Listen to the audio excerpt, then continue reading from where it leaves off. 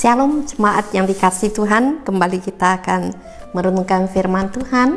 Ingat di dalam Ibrani 11 ayat 6 berkata demikian, tetapi tanpa iman tidak mungkin orang berkenan kepada Allah.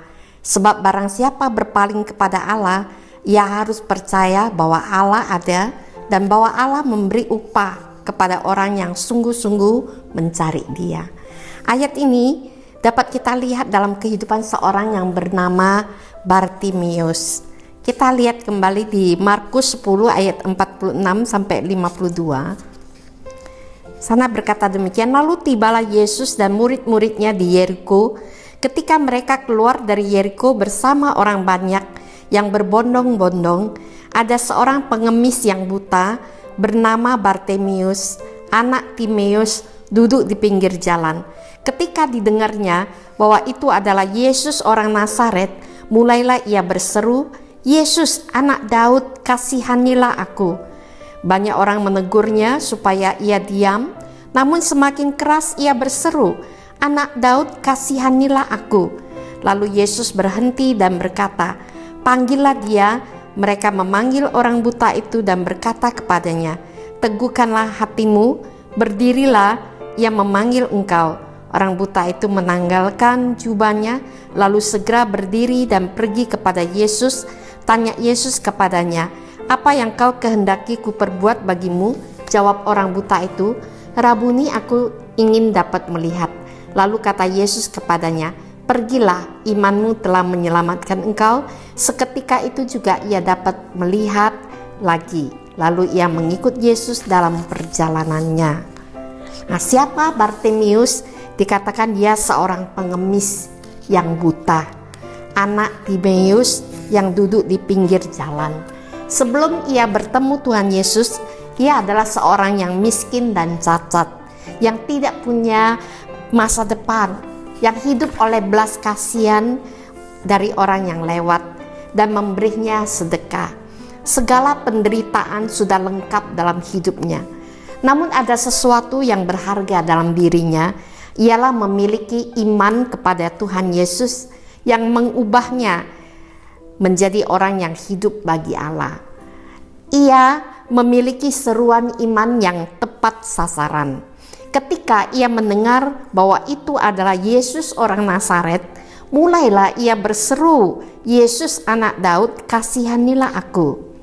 Dikala semua orang memandang Yesus sebagai orang Nazaret yang hina dan remeh, namun Bartimius mengenal Yesus sebagai anak Daud, keturunan Daud yang dijanjikan Allah bagi bangsanya.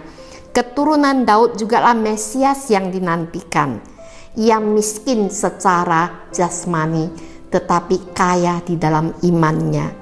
Ia buta secara rohani, tetapi celik mata hatinya.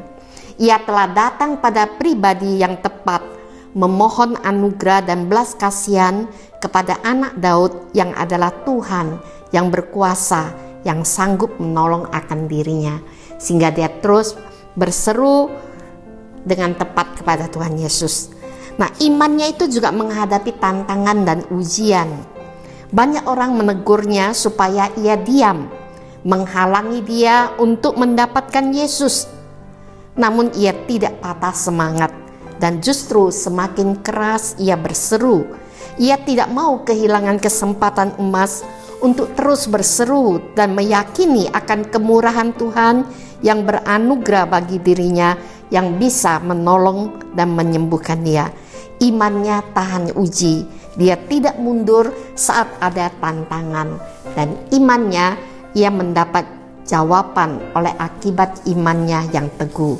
Lalu Yesus pun berhenti dan berkata, panggillah ia.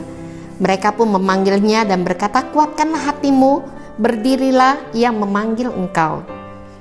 Ayat 50 dikatakan lalu ia menanggalkan jubahnya.